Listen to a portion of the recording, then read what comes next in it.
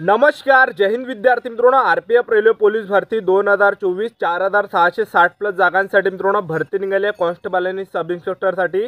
तर महाराष्ट्रातील मुलं मुली या भरतीमध्ये फॉर्म भरू शकता आणि फॉर्म भरण्याची जी तारीख आहे तर पहा मित्रांनो 15 एप्रिल 2024 पासून ऑनलाईन पद्धतीने या भरतीचे फॉर्म भरणे चालू झालेले आहे आणि फॉर्म भरण्याची शेवटची तारीख मित्रांनो 14 मे 2024 आहे। तर बऱ्याच विद्यार्थ्यांचे मला कमेंट होते की सर कोणत्या ग्रुपमध्ये आम्हाला फॉर्म भरायचा आहे। तर पहा आरपीएफ रेल्वे पोलीस भरतीमध्ये जे आहे मित्रांनो या भरतीमध्ये ग्रुप आहे। जसं मित्रांनो या भरतीमध्ये मित्रांनो A group, B group, C group, D group, E group, F group. तर मित्रांनो एफ ग्रुप पर्यंत आरपीएफ कॉन्स्टेबल मध्ये जागा आहे, ठीक आहे। आणि ग्रुपनुसार मित्रांनो आरपीएफ मध्ये जागा असते आणि आपल्याला मित्रांनो या ठिकाणी फॉर्म भरताना ग्रुप निवडावा लागत असतो, ठीक आहे। आणि मागच्या वर्षी काय झालं होतं मित्रांनो, मागच्या वर्षी ज्या ग्रुपमध्ये सर्वात जास्त फॉर्म आले होते तिथला कटऑफ मित्रांनो एकदम हाय लागला होता त्या ग्रुपचा, ठीक आहे। आणि ज्या ग्रुपमध्ये खूप कमी अर्ज आले होते तर त्या ग्रुपचा जो कटऑफ आहे हा खूप मित्रांनो डाऊन गेलता, तो खूप कमी लागला होता। तर तुम्हाला आजच्या व्हिडिओच्या माध्यमातून मी याबद्दल सांगणार आहे की तुम्हाला या ठिकाणी कोणत्या ग्रुपमध्ये फॉर्म भरायचा आहे।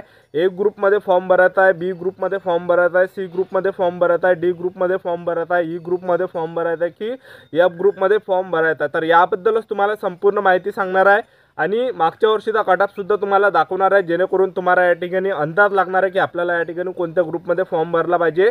तर आजचा व्हिडिओ मित्रांनो खूप महत्त्वाचा होणार आहे, व्हिडिओ शेवटपर्यंत बघा आणि व्हिडिओला आताच लाईक करा। नमस्कार विद्यार्थी मित्रांनो, माझी नोकरी कॉर्नर यूट्यूब चॅनलवर मी गोपालन खळे तुमचं सर्वांचं सहर्ष स्वागत करतो। तर मित्रांनो व्हिडिओचा थंबनेल बघून तुमच्या लक्षात आलं असेल की आपला व्हिडिओ कोणत्या टॉपिकवर होणार आहे। व्हिडिओ सुरू करण्याच्या आधी आपल्या यूट्यूब चॅनलला सबस्क्राइब करा, जेणेकरून प्रत्येक भरतीचे अपडेट तुमच्यापर्यंत सर्वात आधी पोहोचेल आणि जास्त करून आरपीएफ रेल्वे पोलीस भरतीच्या रिलेटेड सुद्धा जास्त व्हिडिओ आपल्या चॅनलवर अपलोड करत असतो।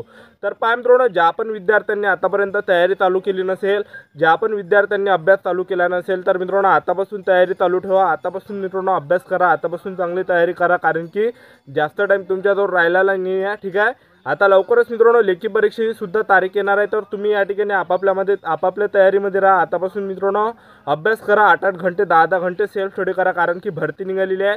तर मी तुम्हाला याआधीपासून मित्रांनो सांगत आलो की आरपीएफ कॉन्स्टेबल भरती निघणार आहे, 1-2 वर्षापासून मी तुम्हाला सांगत आलो आहे की भरती निघणार आहे, तयारी करा, ठीक आहे।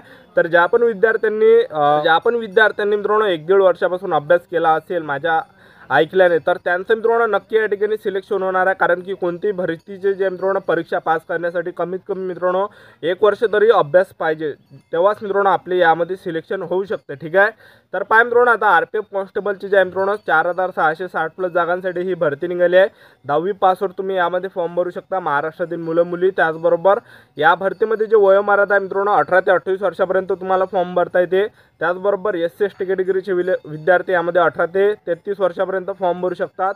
ओबीसी कॅटेगरीची मुलं 18 ते 31 पर्यंत फॉर्म भरू शकतात। ओपन कॅटेगरीची मुलं यामध्ये 18 ते 28 पर्यंत फॉर्म भरू शकता। आणि फी यामध्ये जनरल ओबीसी EWS कॅटेगरीसाठी 500 रुपये फी आहे, SC/ST कॅटेगरीसाठी 250 रुपये इतकी फी आहे। आणि तुमचं जर मित्रांनो आरपीएफ कॉन्स्टेबलमध्ये सिलेक्शन झालं तर पगारसुद्धा तुम्हाला यामध्ये 21,700 ते 69,100 मिळणार आहे। आणि लेखी परीक्षासुद्धा मित्रांनो यावर्षी मराठीमध्येच होणार आहे आरपीएफची, आणि आपल्या महाराष्ट्रामध्येच मित्रांनो परीक्षा होणार आहे। तर सर्वात आधी मी तुम्हाला या ठिकाणी मित्रांनो कॅटेगरीनुसार जागा दाखवून देतो, कारण की बऱ्याच विद्यार्थ्यांचे कमेंट होते की सर कॅटेगरीनुसार जागा सांगा, ओपन कॅटेगरीच्या किती जागा, SC/STच्या जागा किती आहे, ओबीसी कॅटेगरीच्या जागा किती आहे, EWS कॅटेगरीच्या जागा किती आहे।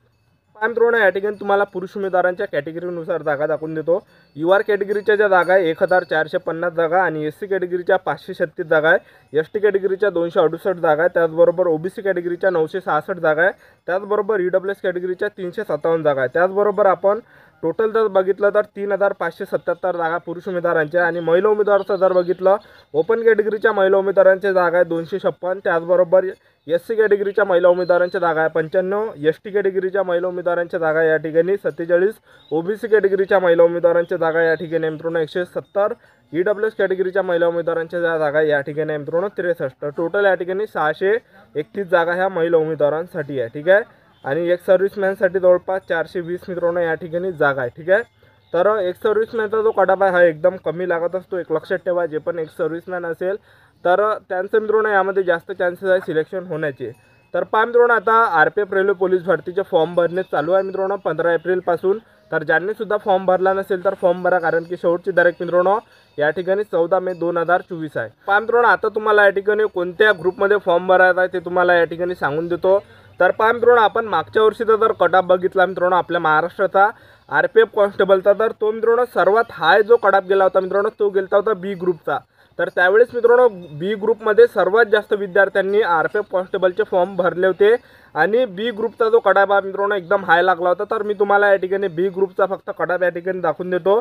तर पहा, ओपन कॅटेगरीचा बी ग्रुपचा कटाप गेलता 89.42 एवढा 120 पैकी।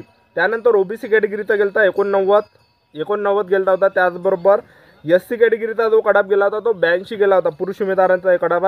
ST कॅटेगरीचा लागला होता तो 78 वर लागला होता। त्याचबरोबर त्यानंतर विद्यार्थी मित्रांनो महिला उमेदवारांचा जो कटाप एकदम हाईट गेलता होता मित्रांनो बी ग्रुपचा तो गेला होता या ठिकाणी तुम्ही बघू शकता ओपन कॅटेगरीचा कटाप गेलता होता 61 वर महिला उमेदवारांचा। त्याचबरोबर ओबीसी कॅटेगरीचा कटाप गेलता होता 54 वर। SC कॅटेगरीचा कटाप गेलता होता मित्रांनो 51 वर। त्याचबरोबर ST कॅटेगरीचा जो कटाप गेलता तो सुद्धा 51 गेला होता।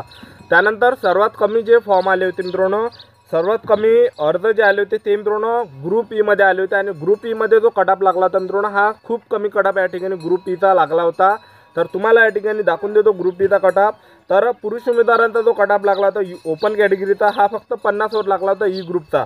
त्यानंतर मित्रांनो ओबीसी कॅटेगरीचा जो कटाप लागला तो फक्त 61 वर लागला होता। त्यानंतर मित्रांनो SC कॅटेगरीचा जो कटाप आहे हा फक्त 62 वर लागला होता पुरुष उमेदवारांचा। ST कॅटेगरीचा जो कटाप आहे हा फक्त मित्रांनो 50 वर लागला होता पुरुष उमेदवारांचा।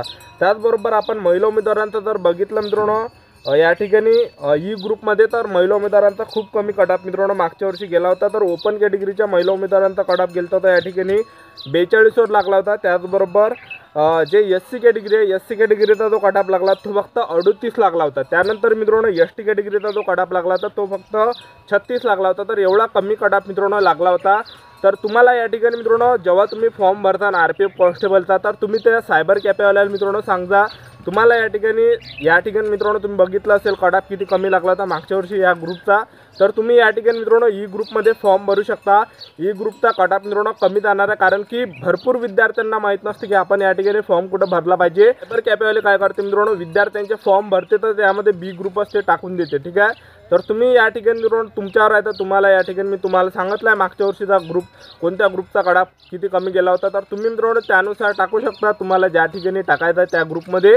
तर पाय मित्रांनो या ग्रुपमध्ये तुम्ही जर भरला तर कमी कटाप मित्रांनो लागण्याचे चान्सेस आहे, ठीक आहे। आणि जागा वगैरे बघजा, ठीक आहे। तर एवढा कटाप मित्रांनो मागच्या वर्षी लागला होता ई ग्रुपचा खूप कमी कटाप लागला होता। तर तुम्ही या ठिकाणी मित्रांनो ई ग्रुपमध्ये फॉर्म भरू शकता कारण की सायबर कॅफेवाल्यांना मित्रांनो इतकं माहीत नसते ते काय करते की सर्वांचे बी ग्रुपमध्येच फॉर्म भरून देते, ठीक आहे। तर तुम्ही या ठिकाणी मित्रांनो तुमच्यावर आहे ते आता तुम्हाला कोणत्या ग्रुपमध्ये भरायचं। मी तुम्हाला या ठिकाणी सांगितलं कोणत्या ग्रुपचा कटाप कमी लागला होता।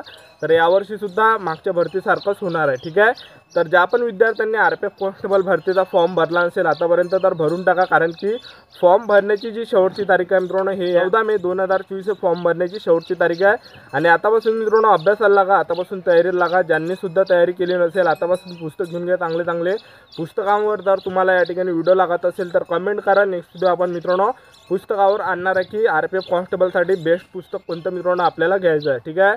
तर आपले यूट्यूब चॅनल सबस्क्राईब करून ठेवा मित्रांनो। RPF रेल्वे पोलीस भरतीबद्दल वेळोवेळी अपडेट मी तुम्हाला आपल्या यूट्यूब चॅनलच्या माध्यमातून देत राहणार आहे।